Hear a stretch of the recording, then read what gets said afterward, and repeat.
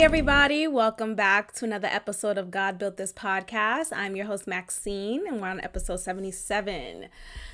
Oh, don't I have a lot to say, especially off the heels of a conversation I just had. And I feel like those are the best types of energies I need to begin an episode. I feel like this time during this pandemic, I have been purging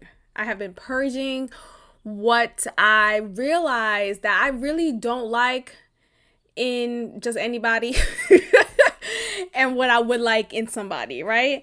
I've been purging these real honest feelings of mine and been honoring that and been holding true to that.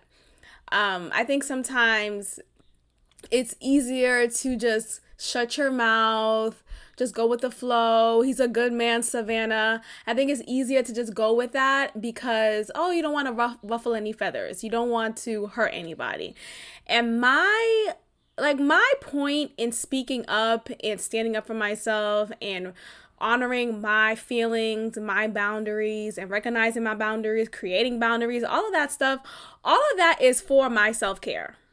All of that is to make sure that I'm honoring myself. And while doing so, I'm not hurting you. At least I'm not intentionally hurting you. That's not my goal. I'm not thinking one day, how can I hurt this nigga? That's not me.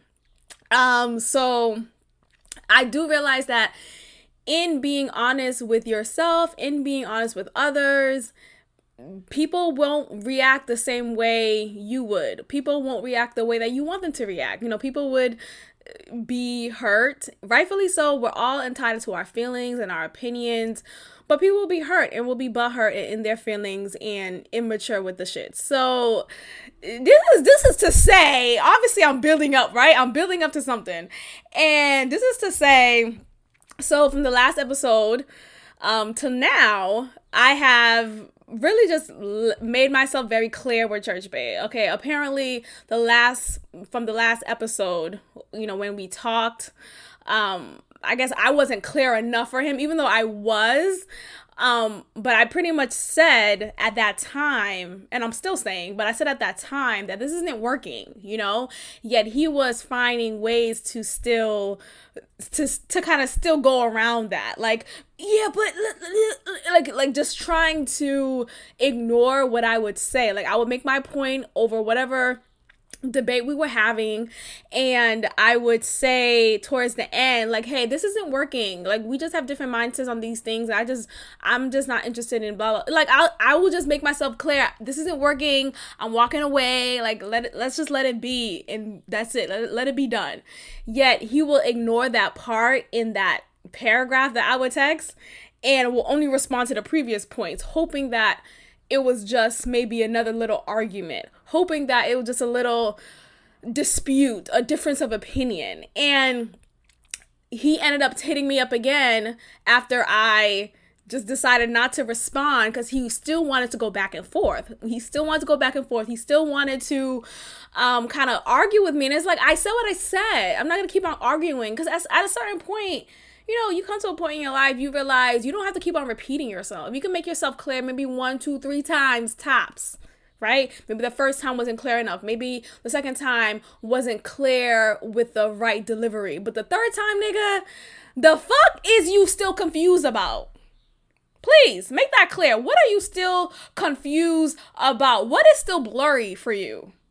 Right? And I know I'm sounding harsh because it's like, damn, maybe he just liked you, Ma. Yeah, and I recognize that he really did, really does, whatever. But at the end of the day, I cannot be with someone just because they really like me. Like, that doesn't make any sense to me. I can't force myself to feel the same way about someone just because, well, he's a really nice guy, he's really kind.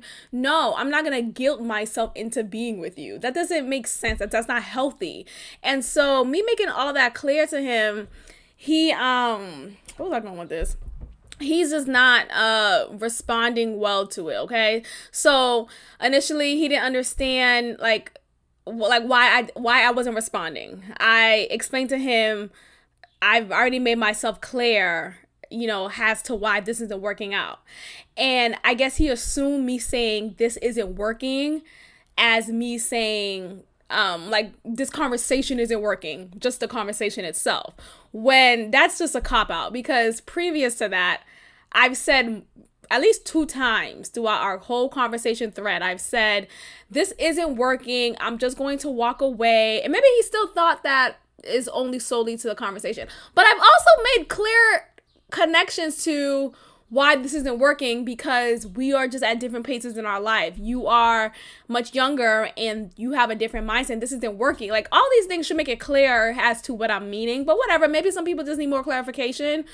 Okay, fine. So I made myself clear again after he kept on double texting me, and I'm just like, okay, let me just make myself clear again. And pretty much to sum it up, it's just like I've said here on this podcast, it's a difference. It's not just a difference of opinion, because he also said, oh, well, what he say? So the difference of opinion comes up and you run. You know, there's a difference of opinion, and so you run.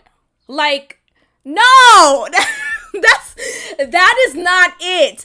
I've argued with people before. I've debated with people before. That's cool. We could bounce back from an argument. You don't need to agree with me with everything I say. But there's a difference when it's a difference of opinion, and when there's a difference of mindset, there's a difference of behavior patterns, there's a difference of just the way we do things. That's more than just a difference of opinion. That's a whole difference in lifestyle. That's a difference in how I want our dynamic to be. That's bigger to me.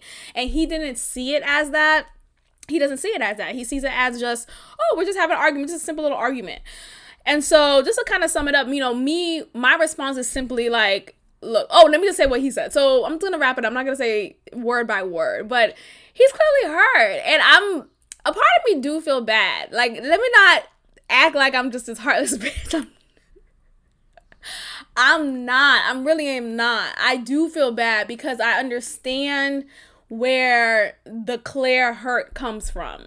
And, I feel bad, but I feel bad to a certain extent. Let me just say that, because me feeling bad is not going to make me want to be with you.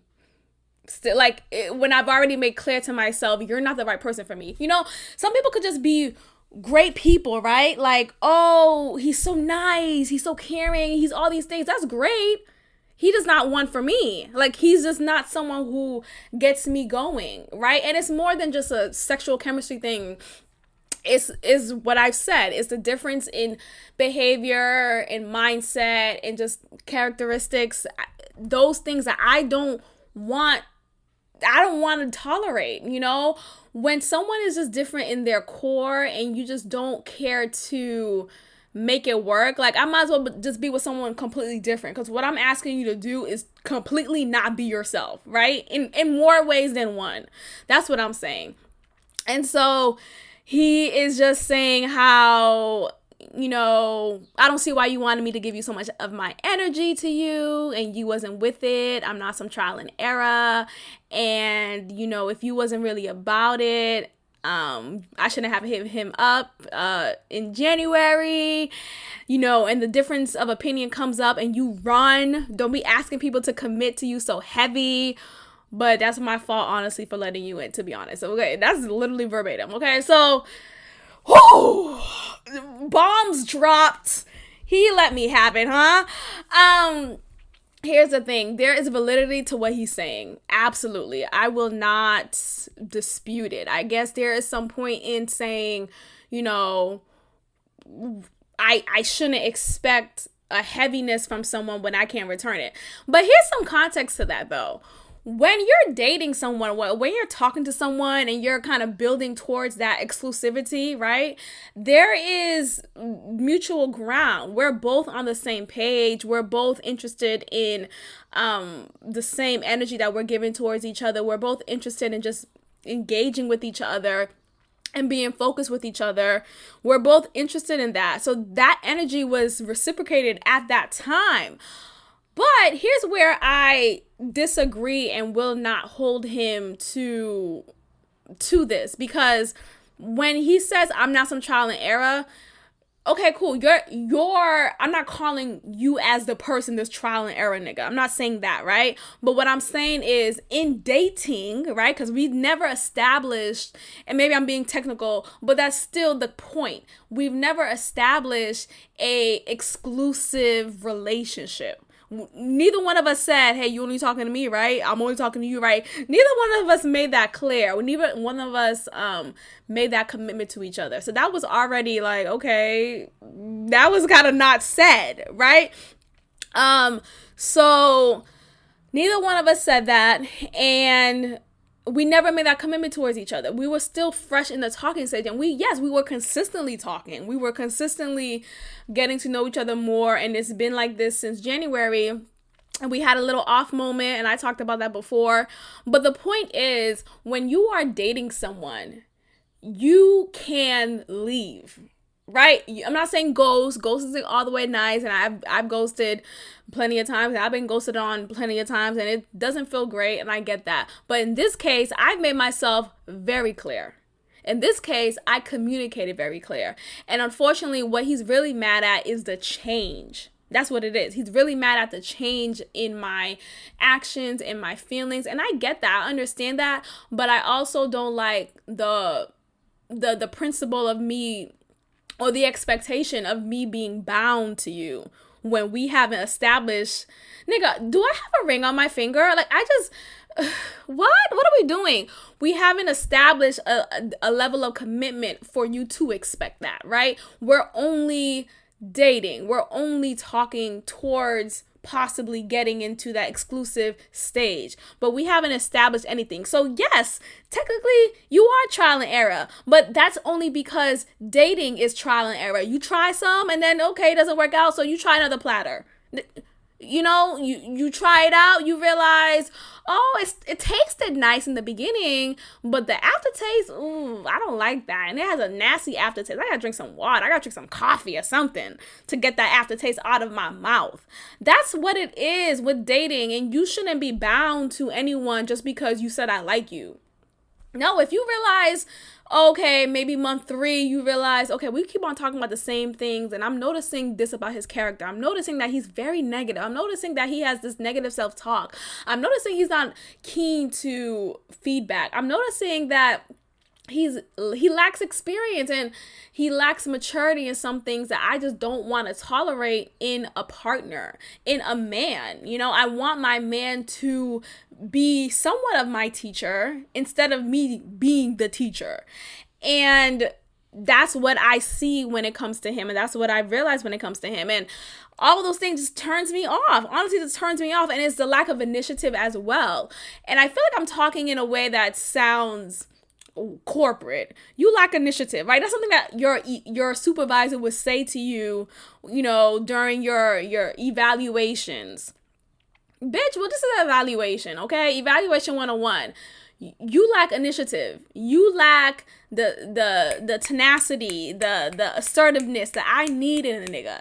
And if that's just not who you are, then that's just not who you are. Cool, but you're not the one for me, and that's fine as well. We don't have to have beef. We don't have to argue and whatever. You're just not the one for me, and there will be someone who matches that, and great, right?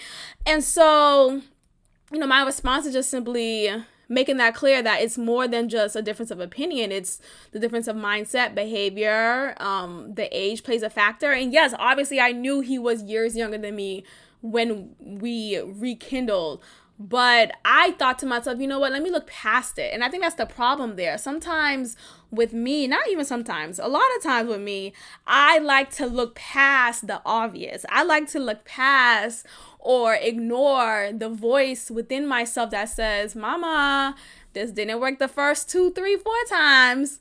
What we doing? It's not going to be any better. And even if it does look like it's better, it's just a disguise. It's just a moment filler. And to be transparent, because I've always been transparent, it was a moment filler. I remember in January when I did hit him up, I was feeling bored. And it sucks to say that out loud because it's like, damn, that's fucked up. But we all do it. Let's just be honest. A lot of shit we do when we're bored. So initially the hit up was a bored type of hit up. Initially the hit up was just, what the fuck else is going on? okay, let me see this. And this nigga hit me up in my DM. Or he liked the picture or whatever. So you know what? Let me just go ahead and give him the eyes emoji and see what happens. And what I can say, we've always had great conversation, but it just never did it for me. It just never contained the level of excitement. He was just always, what's the word? I guess it's just je ne sais quoi that's lacking. It's the tenacity, the assertiveness, the man shit, the nigga shit that I like in my man. And I don't want you to be some hood rat nigga. I don't want that. I just want you to be man enough for me. That's it. I want you to be man enough for me. I don't want to feel like I get to just twirl you around my finger. I don't like that. I know there are some women out there who do like to control their men, who do like to know that they have that power, and whatever they say, their man would just jump. Now, that doesn't mean I don't want my man to not listen to me or not value what I'm saying. No. What I do want that. And I do want him to know when to check me.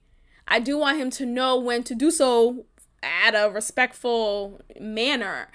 And there's a lot of different things about him, Church Bay, who I in which I didn't see that from. I didn't recognize that in him, and whatever. So anyway, I just say all that to say, I think this purging period, this pandemic has been a purging period for me. I have been realizing that I've been ignoring what's been said to me months on end, every moment, even when I'm even entertaining some men, I'm just like, oh, I know I don't really want to be with him. What am I doing?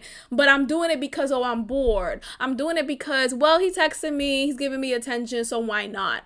When it's cool, yet at the expense of hurting him, that's not cool. So I can't own up to that, and I can recognize maybe there is something that I need to work on within myself to realize, why am I doing that, right? And I will still not be guilted into being with someone who I don't want to be with. And that's just on period, So, I think there's also, with this pandemic, me purging Church Bay has made me realize, same with Boston Bay. Like, I just cannot. I really don't want to be with either one of these niggas. Like, that's really it. I really don't like either one of them.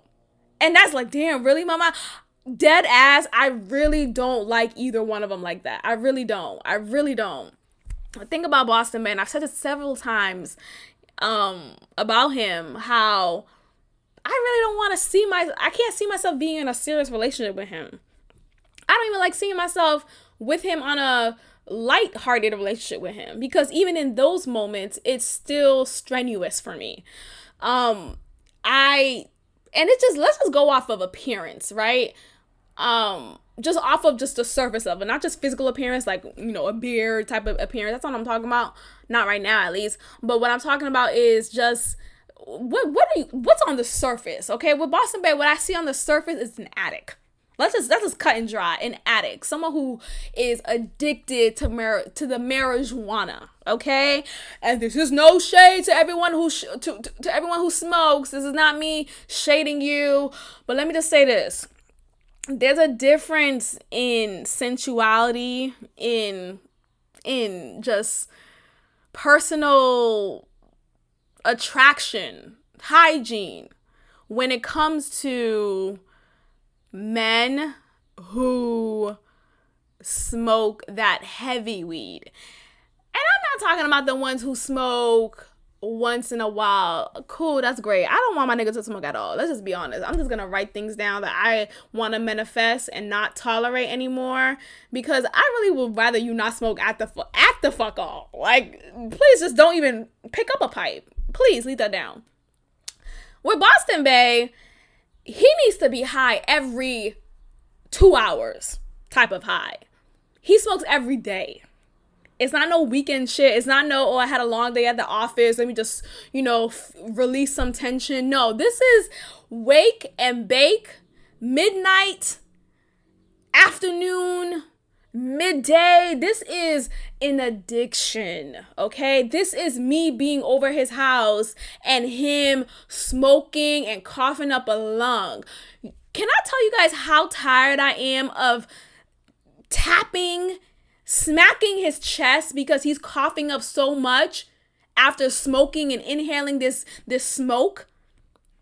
I'm so tired of tapping your chest because you can't stop smoking. The fuck is wrong with you? That's really what it is. The fuck? Do I really want, I don't want to be with you. I don't want to be with someone who can't manage themselves. The fuck? So why am I even entertaining? Why am I even responding? Because like I've said many times, they are the ones hitting me up. They are the ones giving me attention even after I've not spoken to them in few days, in a few weeks. It's them. So what is it that I'm doing when I really don't want to be with you? Like, I think now is a time when I'm realizing, if I don't really want to be with you, why am I talking to you? Like, if I realize that, okay, there are some things about you that I really don't fuck with, and this is just embedded into who you are. You know, it's one thing when, you know, maybe, you know, someone has a poor habit of leaving their clothes on the floor, and that's frustrating. Okay, but that could be managed, right? You could work on that. But when you have an innate negative mindset, when you have a discouraging spirit, when you have an inexperienced mindset and just behaviors, when you have an addiction, when you have all these things that are so internal that is hard to break, why am I here? Like, I don't really care to be here. Like, I recognize these things. What am I doing wasting my time with someone who I really don't want to be with? So, honestly, I'm done. And I know I said this many times with Boston Bay, but I've been feeling different more about this. And I'm realizing, like, more with my conversations with myself, with God, I've been feeling more, more enabled to push through with what I'm saying I need to do with myself. And that's really honoring myself, listening to myself, and staying the course. Staying the course with what I said I'm going to do. And the course is to really just let it go. Let it go with Boston Bay. Let it go. And it's already gone with Church Bay. But to also be mindful of my triggers. Being mindful of what is it about me that hits up men who I know I don't really care to be with, who I know I don't really care about like that.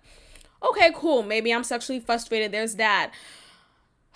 It's not worth it. Look, I'll figure it out with somebody else or with just myself, or I'll fill out my time of sexual frustration with something like reading more of my books. That's fine. That's fine. I thought it was gonna be something with African Bay, but that nigga went ghost. The fuck? It's just these Casper ass niggas. I'm just over it.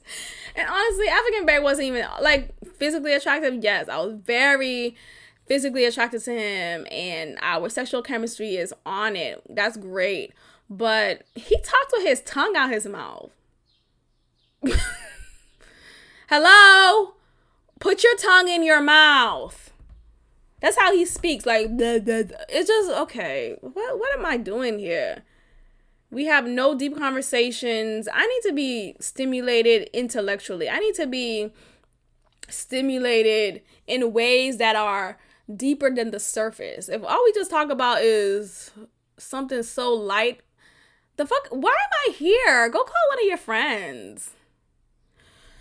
So yeah, that's so all of them are cut out.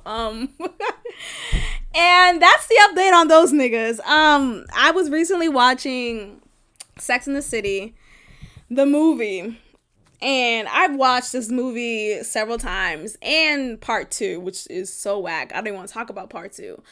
But I've also finished and rewatched and watch the series of Sex and the City forever, right? For such a long time, ever since I was like in my teenage years. Watching it now as a mature adult, as a growing adult, let's say that, because I'm always growing. I'm realizing how toxic Carrie and Mr. Big are, because these are characters, they live on, I guess. But I'm realizing how toxic they are, and how Carrie saw Mr. Big and just made excuses for him. And that got me to thinking about, what is it about love that makes you a dumbass, right? What is it about love that makes you someone who has no self-esteem, no confidence? Because that's what I saw in Carrie. It's not to shoot down the character. I know it's just a character. I'm not trying to make it a big deal. But I recognize that within myself. I'm not saying I was in love with any of these niggas, because I wasn't. But I think about Boston Bay, and I think about how long I've dealt with him, and how displeased I've been throughout the entire time of us being with each other, dealing with each other. I don't want to say being with each other, because it's not even that deep. But dealing with each other, it hasn't been any progression. And yes, there would be times whenever we would rekindle, it'll feel bigger. Like, it'll feel like, oh wow, there's gonna be some progression. It's gonna be better. But then I realized, oh no, it's just another facade. We back to the same old shit, and I'm continuing to accept it.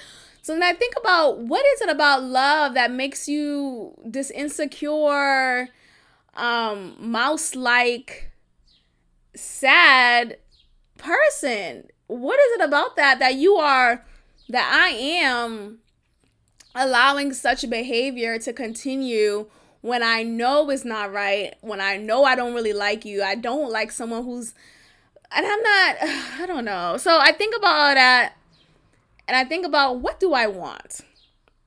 What do I want ultimately? Because it's about writing down and really manifesting and really working towards, what is it that I want when it comes to my personal romantic life. I know what I want career-wise. I know what I want just in all of the other parts of my life, right? Financially, career-wise, just as a woman. But when it comes to love, I just be like, I don't know. And so I settle, and I allow these fuck-ass behaviors, or I allow myself to be put in behaviors that are not helpful to other people, that are not really kind, right? I can own up to how I, have made Church Bay felt, but I also recognize that I put myself in a position where I didn't really want to be with you. So why am I doing that? Like, that's not fair to you. It's not fair to myself, because ultimately, when you think about it, people like to say, don't settle. Don't settle. Never settle. Never settle, right? Settle is also about not being with someone who you don't really want to be with, right? It's not only about not being with someone who doesn't treat you right, who hits you, who cheats on you, who disrespects you. Obviously, that's settle. And settling is also not being with someone who, or choosing to not be with someone who you don't really want to be with this person, right? So you're only with this person because it's convenient. He is consistent and present in your life in comparison to previous men or other men during the time who is not consistent. So when I think about Church Bay in comparison to Boston Bay, even though I said on a previous episode how Boston Bay, once he gets his shit together, he's the main nigga, boom, boom, boom. When I thought about that, and I sit with myself and I think, I don't really want to be with him. I don't want to be with someone who's hot one day and then cold the next day. I don't want to be with someone who hits me up, but I won't hear from him hours on end, and then he'll just hit me up again with a WID. Nigga, where the fuck were you? We were just having a conversation. Oh, I got cut out with work. I don't want to bring up a point to someone as respectfully and as nicely packaged as I can to not ruffle any feathers, because I know at Boston Bay, he goes batshit crazy. You can't talk to him about anything that you want to bring up because he's gonna have an attitude, he's gonna be petty, and it's aggressive, it's anxiety ridden. I don't want to be with someone like that. So me saying, oh, he's my main nigga, no, that's not what I want. So when I think about settling, I think about settling is not being with someone who you don't want to be with. If you don't really want that person, why are you with that person? You're settling. You're settling because, oh, maybe he has a lot of money. Maybe he is consistent in your life. And cool, I think about Church Bay. Yeah, nice guy, but I really don't see it with him. I'm not going to force myself to be with someone who I don't really want to be with. That would be settling too. I don't care how good of a guy you are on paper. I don't care how nice of a guy you are. If I don't want to fuck with it, I don't have to. Okay? So I think about Carrie and how, on the show, Carrie and Aiden, they were this beautiful couple. Aiden really loved her. Aiden was down for her and was nice and gentle, and she didn't have to deal with all of the drama and the anxiety that she felt with Mr. Big. Yet, she cheated on him. She broke his heart. They broke up. They eventually got back together because she realized she still loves him and she wants to make it work, and she's so sorry and cool. And all of those feelings could have been real and valid in the moment. But then you realize, she realizes too, she doesn't love him. Despite the fact that she got back together. Like, ain't that fucked up? That is so fucked up. She doesn't love him. I cheated on you. I broke your heart. We broke up. We found our way back to each other. You took me back after I pleaded for you, right? I find out that you might propose to me, and I tell you I don't love you. I don't want to do this. Bitch, I should slap the shit out of you. At that point, God knew what he was doing. He decided to not make me a man because, baby, I would have been so abusive. Let me stop. Physical violence is not okay. Domestic abuse is not okay. Intimate partner abuse is not okay. But bitch, I would be so upset. So you have Aiden, who was a good guy and got fucked. Got fucked, right? So nice guys, I've said this before, and I'm not saying Aiden was corny, but he was corny for Carrie.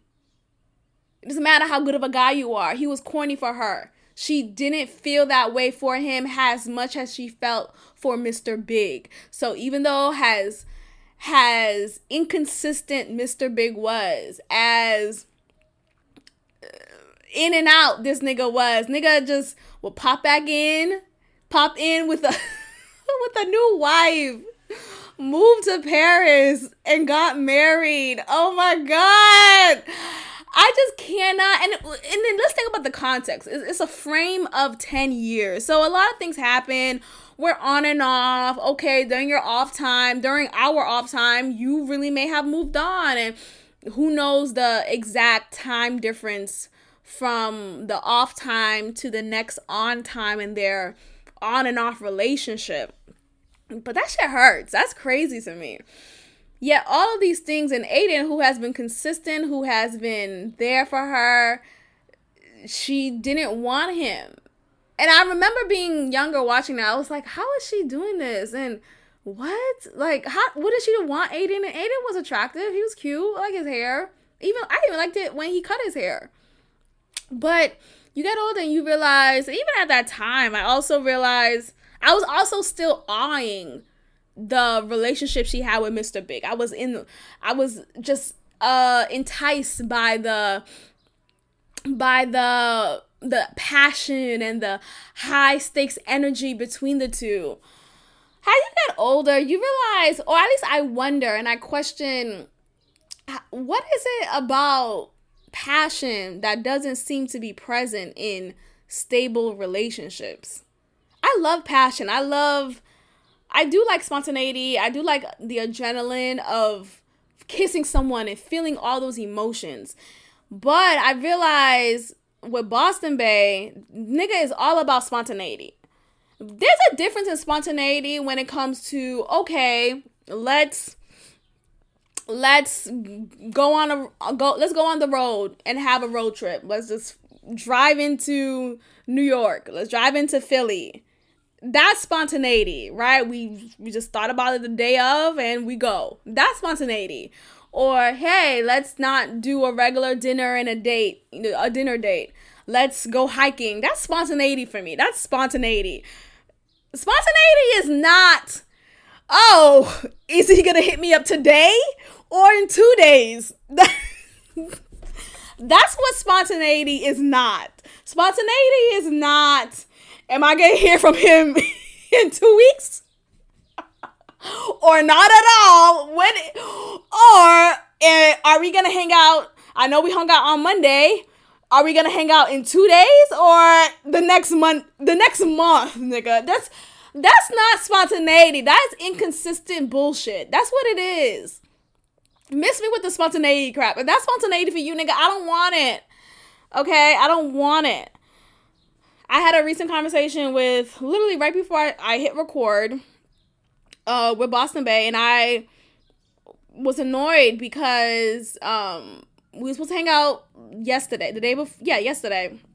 And initially he asked me, I was like, no, because I was still annoyed because, one, it's been weeks since the last time we hung out. Now all of a sudden you hit me up and you expect me to just say yes. Because he asked me the day before if I wanted to come over, and I said no. Then the next day he hits me up again and asks the same thing. I said no initially. He says, explain yourself. Why? And I'm just like, oh, I don't know what to say. Let me just say something. So whatever. I said something. And I eventually changed my mind. I was like, you know what? Are you still in the city? Let's go ahead and hang out. Cool. That's fine. Let's just hang out. He ended up not being able to do so because he had to get back into work. He works for the city. So there's some things that pops up as an emergency that he has to tend to for the city. Whatever this shit is. I don't give a fuck. So he doesn't respond in like 2 hours. I hit him up talking about, nigga, what's going on? He says, oh, well, he got caught up with this, blah, blah, blah, talking about work stuff. Okay, cool, fine. No hit up for the rest of the night. Obviously, it's a dub. It's not happening that night. Fine. But what I would like in any partner is to say, hey, tonight is a dub. How about we do tomorrow instead? Right? How about we plan for Tuesday instead? Not no, tonight's a dub. Well, we'll see what happens next. Spontaneity. No. Like, what the fuck is that? No, I don't want that type of that's not spontaneity. That's inconsistent. That's inconsiderate. You plan. Make a plan. It's not about just, oh, let me just go how I feel whenever I want to hit you up. And if you don't say yes, then we just won't hang out. So I called him out on it, today. And I was saying how, hello, I didn't hear from you. Like, what's going on? He's like, well, the plan was for us to just go take a walk at a park. And so we were supposed to do that. And he said, well, it was late at night. Obviously, we're not going to walk at the park anymore. I'm like, okay, yeah, I know that, obviously. But there was no communication as to what the plan would be. His response, oh, well, there is no plan. There's no, what? Let me read this shit. This is bullshit. All y'all niggas could just kiss my ass. Stop hitting me up. And here's what I need to say to myself. Stop too. I need to stop too. Anyway, so his response is, well, I'm looking at it right now. Hold on, y'all. Anyway, so yeah. So I'm saying, yeah, it's the no communication afterwards on what the next plan would be, is what I'm referring to. And then he said, oh, well, there's no next plan. I was going home. It was 10 p.m. I'm like, well, not the night of, obviously. I'm talking about, hey, let's do tomorrow instead. That's what I mean. His response, this is where it goes left with him. Every time I address something to him, it's never, yeah, you're right. So how about today? Are you free later on today around 7? It's never like, okay, let's move forward. It's no, I'm going to stay in this feeling. I'm going to be petty and I'm going to make it go as far as it needs to go. His response is, didn't plan on it. I have stuff to do. Your petty ass should have said yes when I asked. So that's what that's saying is, oh, because I didn't say yes to you when you wanted to hang out, oops, I missed my chance. Well, let's wait another 2, 3, 4, 5 motherfucking weeks. What are we doing? Are you serious, nigga? Oh, you got stuff to do? Ooh, what are you doing? You're not working. What are you doing? You're not going into a workplace. Okay? Shut the fuck up. Act like you're so busy. Let me tell you what this nigga does.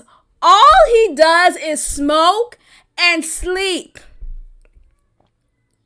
Did you hear me? All he does is smoke into oblivion and knock the fuck out. And then when I would hit him up, he'll be like, oh, sorry, I was asleep. Oh, I just woke up. That's all he does. What the fuck are you doing? You are not a busy man. Oh, you busy selling weed? Okay, and? That's another thing. I'm tired of attracting these drug dealers. Are we potting? Are we potting? Tired of attracting these drug dealers. Shit, he's not the first. But he will be the last. Let me just end it there because what are you doing? All you doing is smoking. You got stuff to do. What is it, nigga? You smoke your ass off and you go back to bed. Remember one time he was like, oh, I gotta go to Target and get a planner, get a fucking agenda book. And I'm thinking, for what? So you're gonna write down the times that you smoke? Okay, 8 a.m. smoke and bake. 1:30 re-up. Actually, no, let me make that earlier. 10:30 re-up. Let's repeat that every 2 hours. That's what your agenda book is looking like. You got stuff to do. To do what? So my point is, it's like, it's his time or no time. And that's the spontaneity in him. That's what's spontaneous. It's never no, oh, let's go on an excursion. It's never nothing like that. It's always some, oh, well, I'm free, you free? Oh, wow, look at that. We're free at the same time. Spontaneity. Nigga, spell spontaneity. The fuck? Spell it, because you obviously don't know the meaning of that shit. Anyway, so we got into it, of course. I made myself clear on why that shit is not okay, and I'm tired of this spontaneity crap. You know, I'm tired of this whole, oops, I missed my chance. I can't hang out with you then. That's the bullshit I'm talking about. Excuse me. And he's not understanding it. He's being dismissive by saying, oh, you're being dramatic. You're in your feelings. I'm like, cool. Let me step into that even more. Because here's the thing. A lot of times men would say things like, oh, you're being emotional. You're crazy. You're dramatic. Okay, I'm all these things. Cool. Okay, I am. And so what are you? Like, that has no bearing on me. I think their response, or they're expecting your response to be, no, I'm not, I'm never that. No, okay, cool, I am. And what? And my point is still the same. Like, dramatic or not, you know what I'm saying is the truth. Like, let's just cut the shit. So whatever, like, I think they want me, he wants me to deny it. He wants me to not give it truth and not be okay with it. Like, there's nothing wrong with that. And I'm not ashamed with being emotional. Call it what you want. I'm proud of my emotions. I'm proud that I'm able to tap into my emotions more than he is. I'm proud that I'm in a space where I can do that. right? Where I am safe with myself to do that. Unfortunately, he's not. So that sucks. But I'm proud of that. So I'm tapping into that. I'm like, okay, cool. I'm tired of this spontaneous shit with you. Make a plan. I am in my feelings and there's no shame in that. So I'm just like tapping into it, leading into that some more. Then I finally say what I've been meaning to say to him, what I've been thinking about saying to him, but I haven't hit him up first. I've been waiting for him to hit me up for me to say it. And I finally said, this shit is tired between us. It's not working. So then he goes on to this whole remember the times Michael Jackson shit. Let me tell y'all what he brings up. Let me see if y'all remember. He goes on to say, so then, okay, let me just say that part. So I say, we're always doing the same old thing and there's no progression. He says, nigga, then go do what you do before and fuck with the next nigga and ask me not to call. How about that? He put the peace sign and he wrote down remember. At the time when I was texting him and we were texting, I was already in my zone. I want to be quick with my response because I wanted to say it and be done, right? And move on. Instead, so while I was doing that, I didn't realize what he was referring to. But bitch, he was referring to Houston nigga. Remember Houston nigga?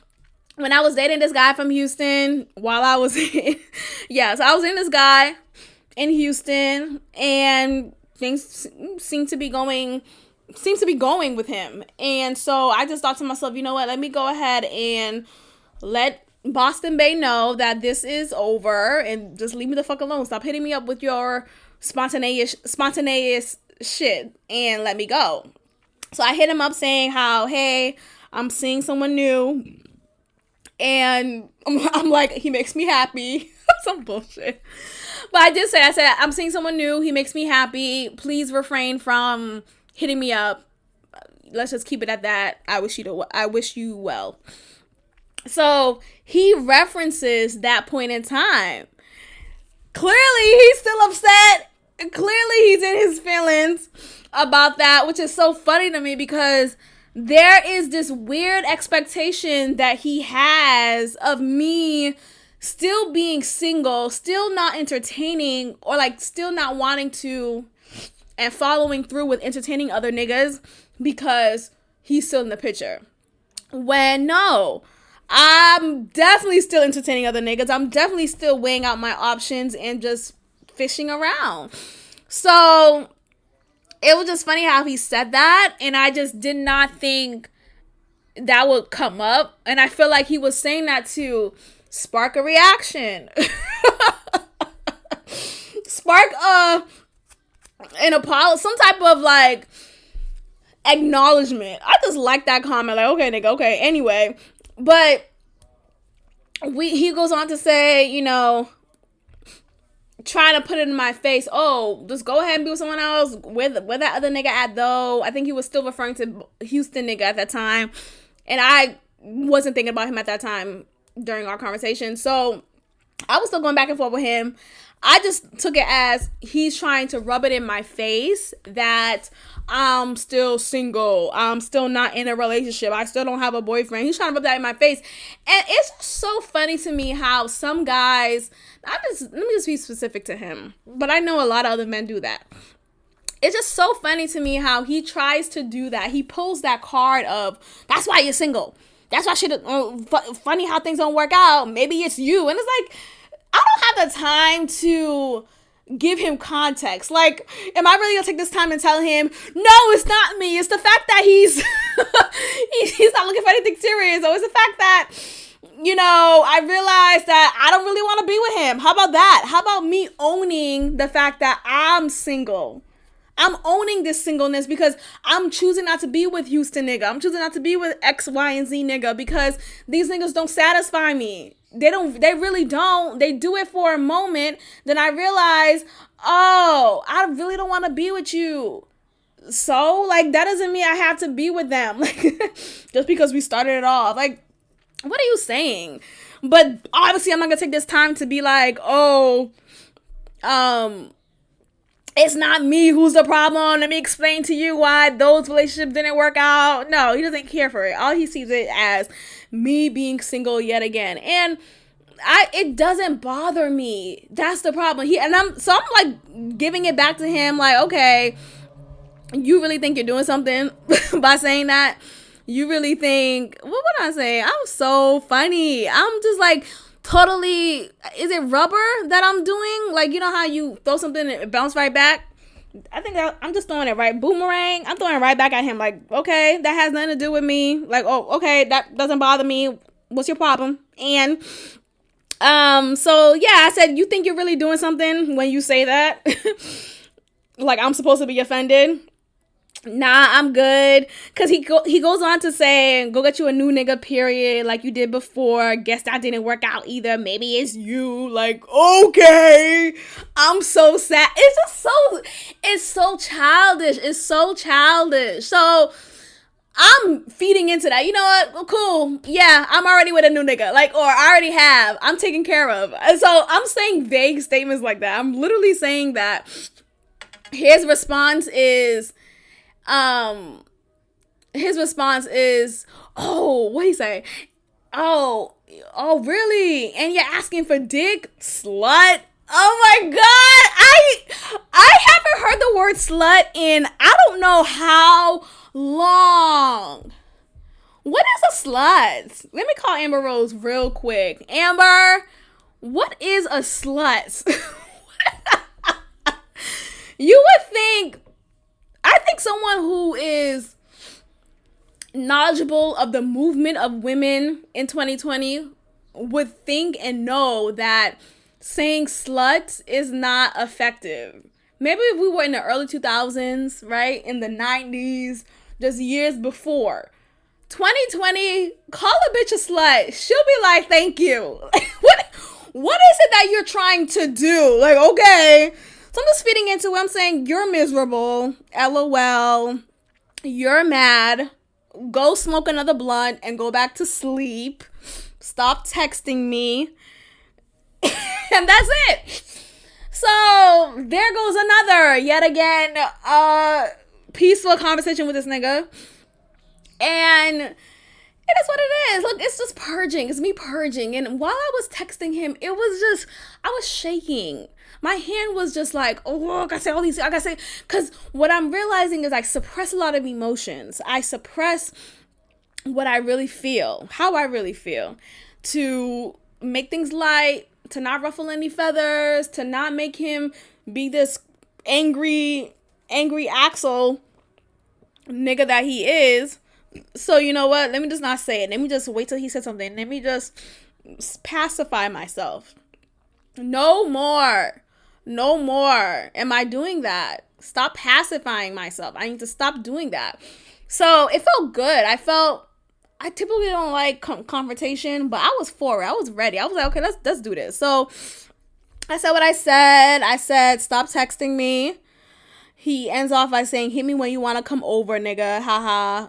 Peace sign. I said I won't. Stop texting me.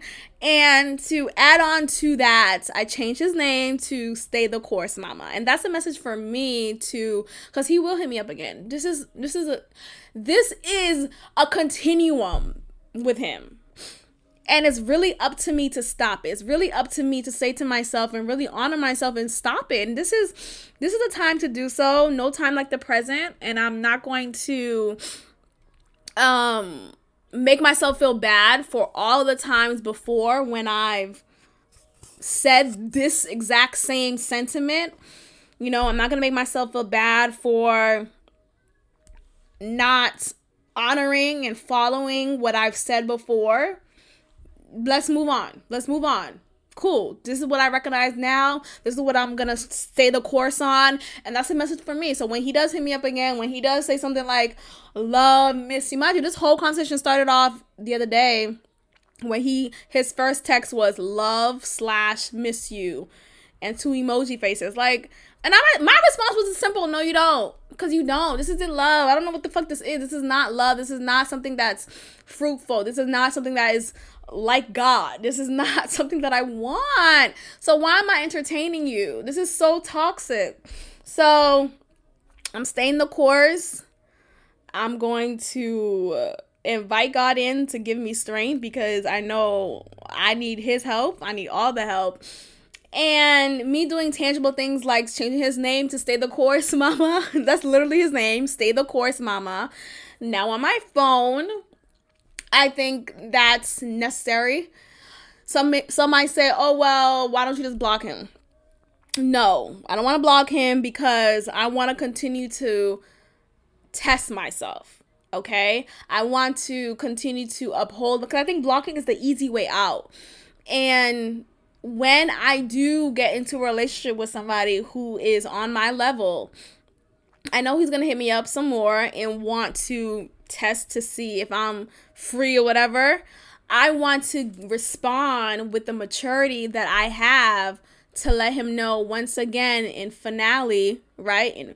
In all final words, no, I'm not interested. This is not working. Stop texting me.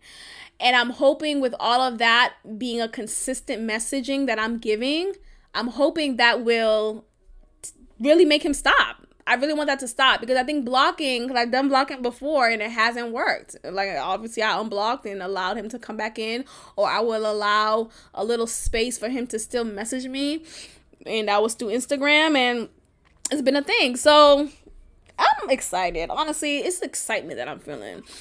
That's what I'm feeling. I'm feeling excited. I love new things. I love shiny things. And when I think of a new nigga, I think of something shiny. Like, okay, I want someone who could captivate me. Someone who doesn't smoke all day. The fuck? Someone who has a real job. What is your degree in? Do you have a degree? And look, it's not about being superficial, because yes, there's more to that. I want a man who can make me excited, who when I'm with him, there is this effervescent joy that I have because you really light up something within me. I don't get that with these niggas. I don't. It's just, okay, something to do. I'm tired of a something to do type of nigga. Let's do something else. Let's do someone new. Let's figure that out. Let's figure that out. So, that's my goal, is to stay the course, to continue to work on self, recognize my triggers, and fix them at the root. So when my triggers do happen, because look, we live in a society where your triggers are right around the corner, you know? You think you're good, and then 1 second a wave of loneliness comes over you, and then suddenly you're doing things that you wouldn't be doing if you weren't feeling lonely right now. So in those midst of waves of loneliness, what could you do? What can I do? Something else. Let's figure it out. So knowing how to fix that at the core is something that I need to work on. So I'm excited. I really am excited. I'm so proud of myself for honoring and really sitting with myself and being in that space of honesty and authenticity with myself, and not shutting that voice within me that's consistently saying, mama, this is not working. Okay? This is not working. So shout out to me. I'm that bitch. And fuck these niggas. So and it's not to say, like, I'm not saying fuck men. No, I know that may be the perception throughout this podcast journey I've been on. I mean, yeah, maybe it is fuck these men. It's like, I'm kidding. I have some great male friends in my life. I really do. I have some great men who are respectable men in my life. Whether they're my elders, whether it's my dad, whether it's just men in my peer group, men that I've befriended in Houston. I've met a lot of great, solid men. So shout out to y'all, you know? So that's great. I'm talking about the niggas, you know, and I'm talking about them. I'm talking about the ones who I don't have time for. That's what I'm talking about. But it's not fuck man. It's just some of these niggas fuck. That's what it is. So Speaking of men, I want to talk about Boosie and this whole rite of passage that he has for his son and nephew into being a man. This is a touchy subject. I've always been pretty, transparent on every topic, but I do want to give like disclaimers, just in case you may not be interested in. This is a trigger warning. Let me say that, because pedophilia is real. We'll just start from there. And oftentimes it is so present in families that it's disturbing. It's stifling. It's something is so obvious and in your face that you just can't. It's so hard to talk about that you just go ahead and put it under the rug. Okay, there goes another pedophile in the family. There goes another pedophile in the family. There goes that. There goes that. Yet, it's not talked about. Yet, it's not addressed. Yet, the shit's just put under the rug. So, when I was listening to Boosie's comments about him hiring an older woman to rape, essentially, to rape his son, his 12-year-old son, and his around the same age nephew, and him boasting about it, him being delighted in this rite of passage because, oh man, my son is becoming a man. My son is becoming this nigga, right? And I think about just the history in Black culture. I think about our historical roots. This is not just a Boosie problem. I remember hearing this with Lil Wayne, how he was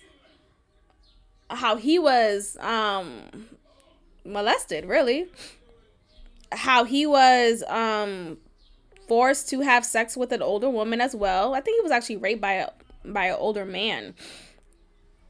So all these things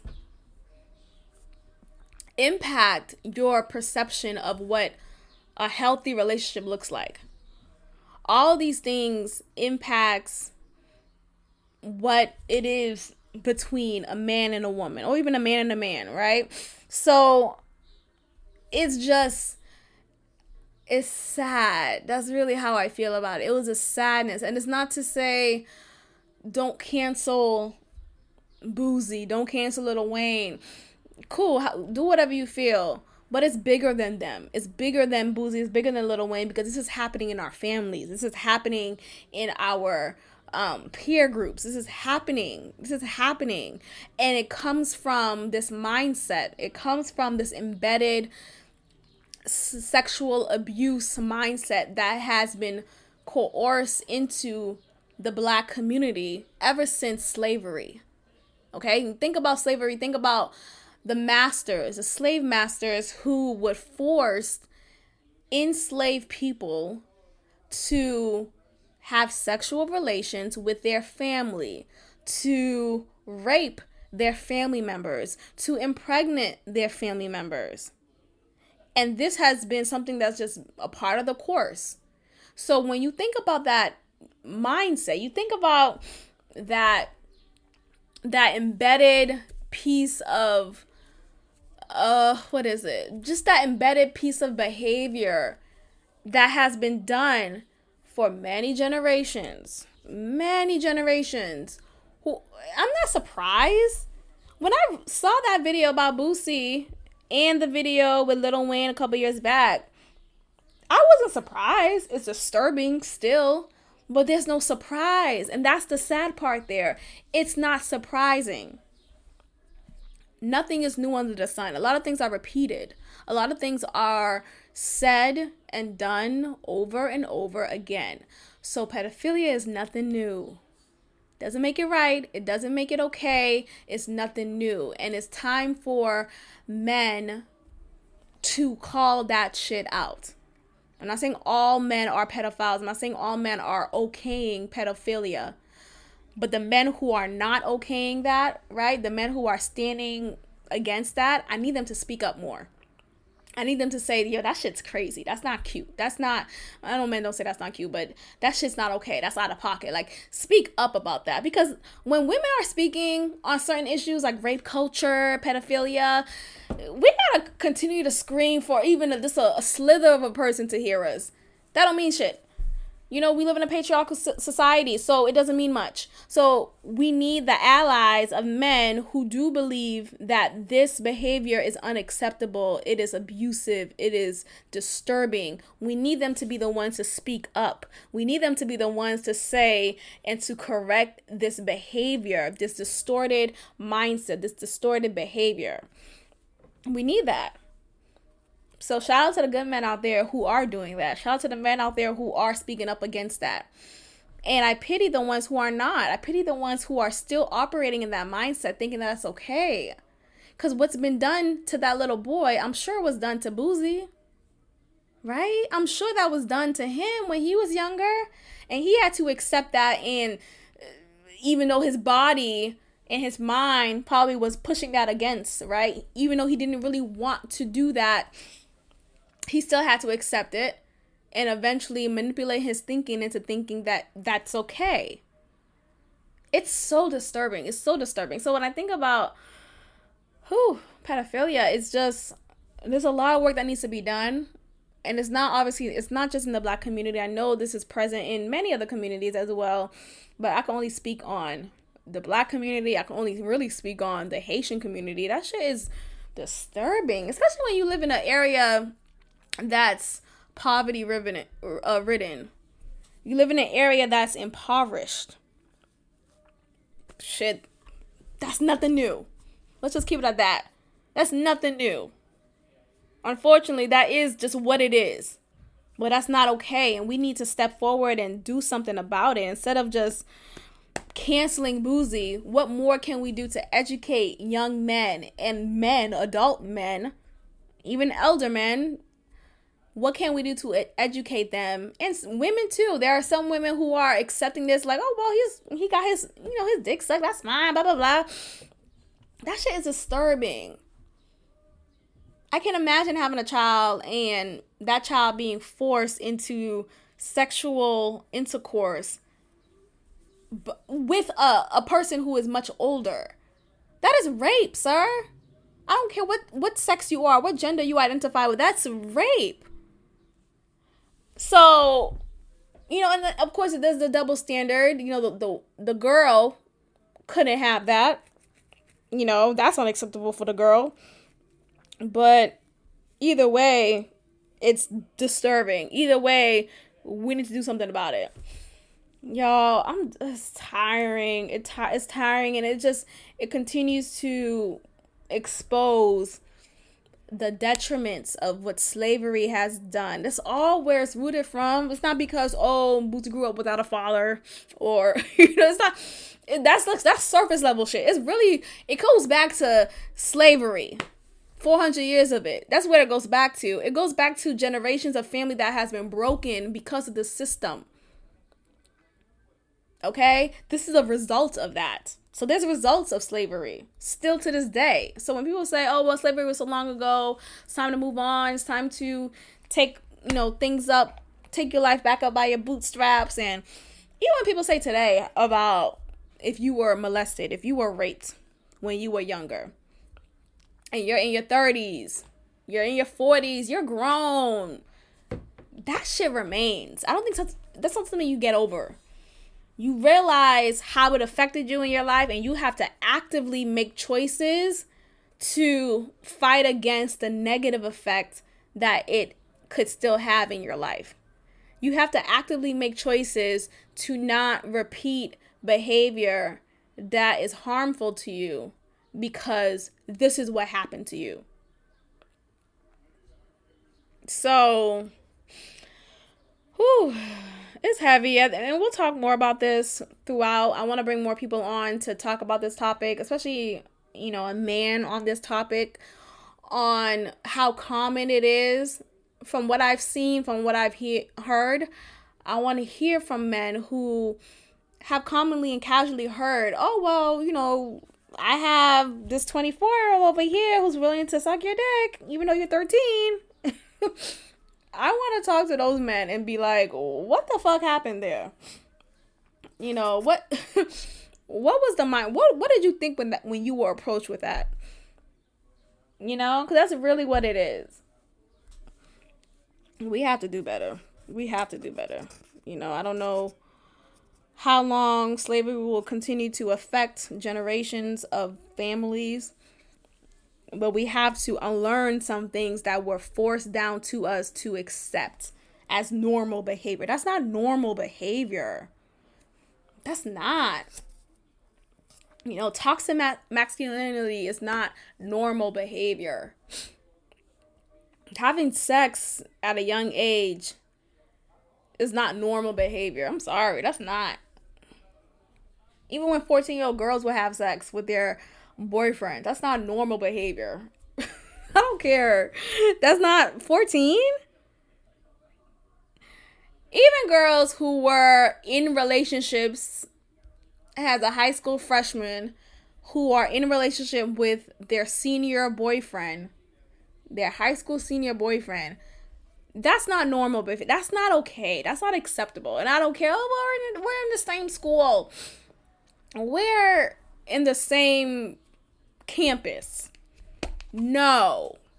Because when you look at it in the context of what it is, you talking about an 18 or 19-year-old man with a 13 or 14-year-old kid. You are a child. Sex is not for children. Let's just say that. Period. Shit. Be 18 and plus to have sex at this point. Be 18 and plus. Because that's not children activity. It's not.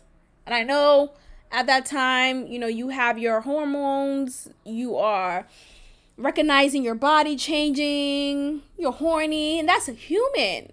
That's human behavior. That's flesh. I get that. That's totally normal. It's not to denormalize that. But what we need to denormalize is sexual behavior amongst children.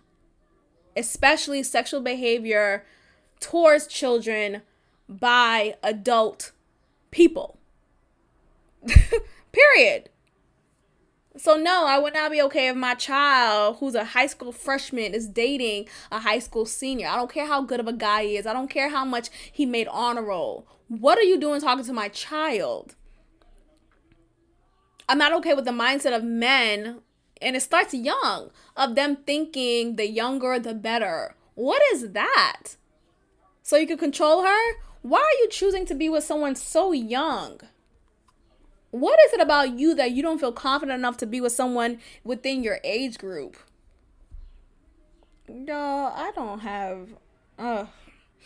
It's so disturbing because it's so embedded into our culture and we're supposed to just accept it. Think about all the marriages in your family where there's a huge age gap.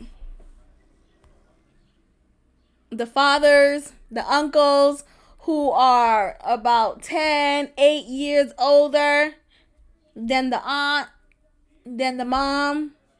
Okay, let's talk about that. That's strange.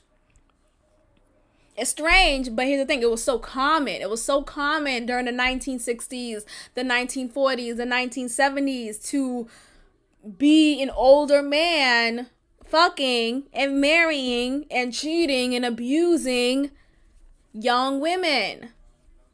Biblical days, you have child brides. You have motherfuckers having children as a child. But now you want to get mad at a teenager being pregnant? 16 and pregnant? This been happening. Let's fix it at the root. Children shouldn't be having sex. Ooh, I'm sounding like a preacher. I don't want to sound like that. I really don't want to sound like a shameful person. But what I'm saying is we should have more conversations like this so we can eradicate the normalization of pedophilia. We should not be able to say, oh, rape is wrong, right? We shouldn't have said that and yet accept Boozy allowing a 24-year-old woman fucking and sucking his 12-year-old son. that shouldn't still be okay. You can't tell me rape is wrong and what Cosby did was wrong, and yet be okay with a grown woman fucking a preteen. A preteen? Girl, I gotta go. And my thing is, was she paid? Because I could not. You can't tell me to fuck a 12, 13. What are we doing?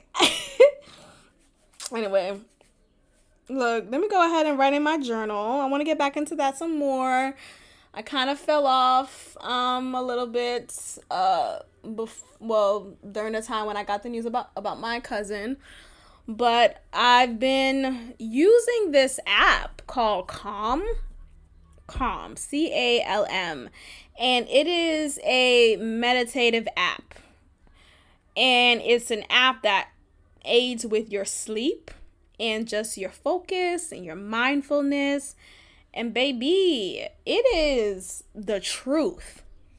I wish I would have known about this earlier, but I do believe in divine timing. Everything happens when it's supposed to happen.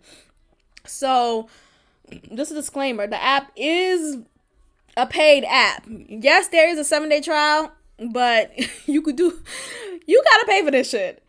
But it's worth it. Let me just make that very clear. It's very worth it. It is $69.99 annually. So I know that's a lot, right? Ooh, what? Not my girl.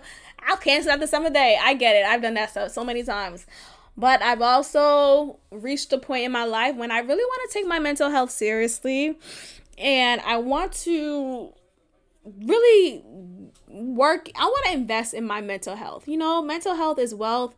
And I need to take time to better my mental health. I do. So that's a step into that. So I'm excited. I've been using that every morning for the past few days now, and every night. It's aided me in my sleeping patterns. It's aided me in my morning rituals. And I'm excited. I'm grateful for the app, and I know that God has placed that in my life to really help me during this time. So that's one. Getting back to journaling, that's another. And also, I've been heavily looking. I haven't decided on a specific therapist yet, but I've done my research, and I've been doing my research, and I'm still trying to find someone who's available ASAP, because there's one person who I was looking towards, and her next availability, she is accepting clients, but her next availability is in June, and it's like, oh, yeah, but no, I want someone available like 2 days from now at least, okay? So that's what I'm looking forward to do. I was recommended a website called Therapy for Black Girls. And so I'm looking into just different therapists who could help me with my mental health, period. Who could help hold me accountable. You know, yes, I am very introspective, and I have a lot of talks with myself. I recognize when God is speaking to me, and I have a lot of moments of reflections. Yet sometimes I don't follow through. And it's not to beat myself up about it, but it's also to recognize it and work better, to do better. Because I cannot keep on repeating the same things that I shouldn't be doing. So I'm excited. I'm excited for what's to come. I'm excited that I have made steps moving forward. And my goal is to continue to move forward. Anyway, life is good. I'm going to end it here, y'all. Y'all be great. Thank you for tuning in. And I will check in with y'all next time. Peace. Thank you for tuning in to another episode of God Built This Podcast with your host, Maxine. Be sure to leave a review, give me 5 stars, and of course, subscribe. Also, follow God Built This Podcast on Instagram at God Built This Pod. God bless.